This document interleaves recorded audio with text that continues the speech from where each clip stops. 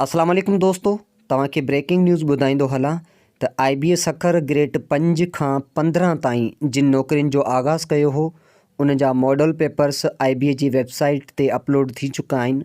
जेकॾहिं तव्हां इहे मॉडल पेपर्स व्हाट्सएप जे ज़रिए घुराइणु चाहियो था त तव्हांजे साम्हूं मुंहिंजो पंहिंजो व्हाट्सएप नंबर आहे। तव्हां इन ते मैसेज कयो, मां तव्हांखे इहे मॉडल पेपर्स मोकिले छॾींदुसि। यानी मॉडल पेपर्स मां मुराद जेको सैम्पल पेपर हिकिड़ो मैट्रिक क्लास जो हो, ॿियो इंटरमीडिएट वारनि जे लाइ हो, ऐं टियों जेका ग्रेजुएशन जो हो। ठीकु आहे, ग्रेजुएशन जो मॉडल पेपर तव्हांजे साम्हूं आहे। इन जो थोरो मां रिव्यू तव्हांखे कराए थो वठां त पार्ट 1 में इंग्लिश जंहिंजा 40 सुवाल, पार्ट 2 में मैथमेटिक्स जंहिंजा 20 सुवाल, पार्ट 3 में जनरल नॉलेज जंहिंजा 40 क्वेश्चन। दोस्तों, जीअं तव्हांखे ख़बर आहे त PST JST जी टेस्ट में मूं तव्हांखे सदाईं इहो ई ॿुधायो त जेके पोर्शन लैंग्वेज सां रिलेटेड आहिनि उन्हनि में रीडिंग कंप्रीहेंशन लाज़मी हूंदो आहे। रीडिंग कंप्रीहेंशन मां मुराद उन खे रीड करी सम्झणु मां मुराद उन खे सिर्फ़ु रीड करणु न अचे, उन खे ओवरऑल असां सम्झी सघूं।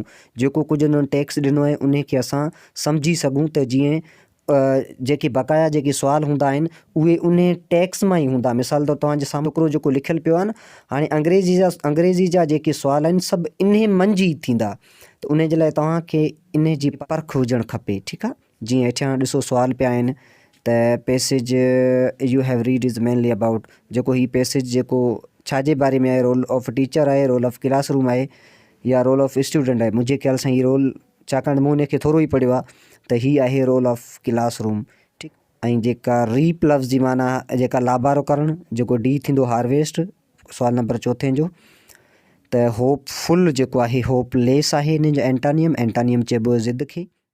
दोस्तों, इन टिनी क्वेश्चन जी जेकॾहिं पाण समरी कयूं त रीडिंग कंप्रीहेंशन में वोकेबलरी हूंदो, जंहिंमें सिनोनियम, एंटानियम एंड स्पेल चेकिंग। ठीकु आहे, 5 सुवाल, यानी 5 सुवाल जेके आहिनि उहे सिनोनियम जा, 5 सुवाल जेके आहिनि एंटानियम जा, 5 सुवाल जेके हूंदा आहिनि स्पेल चेकिंग जा। ठीकु आहे, इंग्लिश जा टोटल 40 सुवाल। ॿियो आहे मैथमेटिक्स, जंहिंमें बेसिक जेका अर्थमेटिक आहे, ऐं ॿियो आहे वर्ड्स प्रॉब्लम्स जेके आहिनि इन जा। दोस्तों, टियों नंबर ते जर्नल नॉलेज आहे, जंहिंजा 40 सुवाल हूंदा, जंहिंमें करंट अफेयर बि आहे, वर्ल्ड नॉलेज, करंट अफेयर जा 15 सुवाल, वर्ल्ड नॉलेज बि प्लस में आहे, एवरीडे साइंस जा 10 सुवाल, ऐं इस्लामियात या पाकिस्तान स्टडीज़ जा 5 सुवाल, ऐं कंप्यूटर जा 10 सुवाल, यानी टोटल 100 सुवाल। त दोस्तों, अहिड़े हवाले सां IBA या PST JST जी हर हिकु अपडेट सां बाख़बर रहण जे लाइ असांजे चैनल खे सब्सक्राइब कयो।